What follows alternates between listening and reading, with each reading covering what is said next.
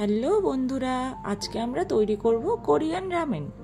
তার জন্য ফার্স্টে আমরা জলটা গরম করে নিলাম, দেন রামেন দুটো আমরা বয়েল করতে দিয়ে দিলাম। 5 মিনিটের মতো লাগবে বয়েল করতে, তো আমরা বয়েল করতে দিলাম, ভালো করে ফোটাতে দিলাম।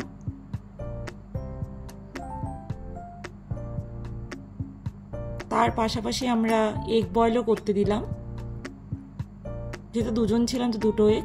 আর তার সঙ্গে নিলাম একটা সসেসের প্যাকেট, এটা আমরা মোড় থেকে নিয়েছিলাম এবং এটাকে একটু শ্যালো ফ্রাই করে নেব।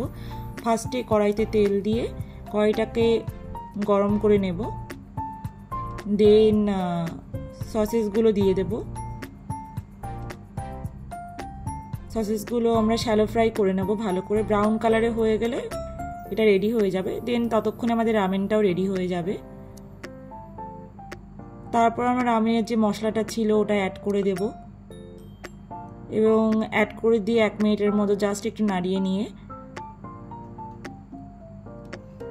তারপরে অ্যাড করব আমরা রামেনের যে অয়েলটা ছিল, স্পাইসি অয়েল, সেটাও অ্যাড করে দেব।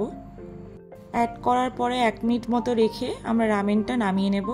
এটা খুবই টেস্টি ছিল খেতে এবং খুব একটা স্পাইসিও ছিল না। এটা ছিল আমাদের রামেনের final look. Thanks for watching.